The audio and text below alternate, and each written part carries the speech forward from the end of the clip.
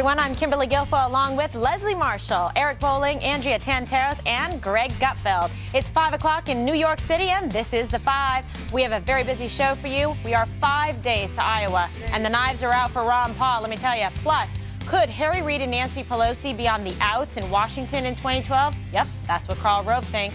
Then, are the Girl Scouts trying to indoctrinate our young girls with a liberal ideology? We're going to tell you what they're up to. And a pro-abortion blogger's campaign against Tim Tebow. The Five starts right now.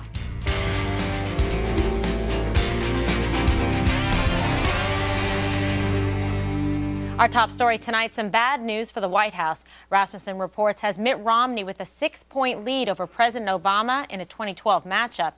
And to make matters worse, Obama is upside down in the Gallup Daily tracking poll just a couple days after Bob Beckel was downright giddy.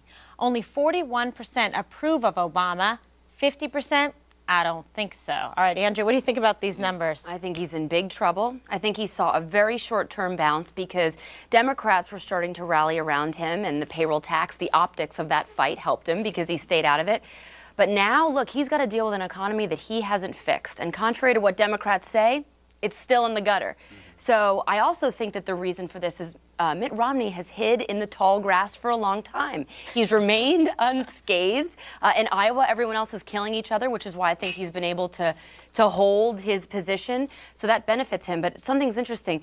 Mitt Romney is now committed to do interviews the day after the Iowa caucuses, which I think is very telling. It shows that he's feeling very confident. His campaign is that they're going to place first or second. So even if Paul happens to win, Romney's going to go face the press the next day going into New Hampshire saying, okay, it's either me or him. Probably his internal polling numbers are looking very good in terms of tracking day to day. Leslie, welcome to the program. Great to have you here again on The Five. So what do you think of this? Well, here's the thing. I've always said that Romney is the Republican candidate. The problem is people being polled love him, but Republicans don't love him, okay? And he is the guy that is the most difficult for Obama to beat. He's the guy that appeals to the independents. He's the guy who appeals to the centrists.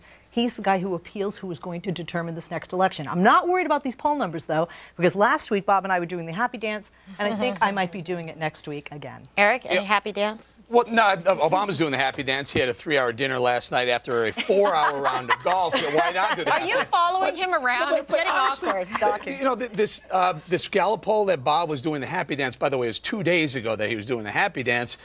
I think he actually turned down because of this Hawaiian trip. I mean, people are going, oh, my God, really? Really, Obama? I'm very dissatisfied. Let me just point one thing out.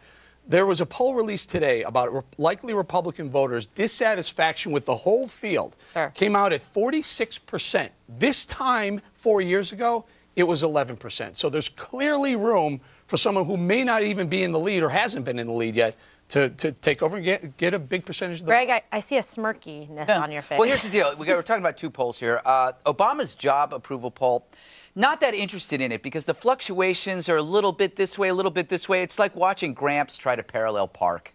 I'm really getting bored by it.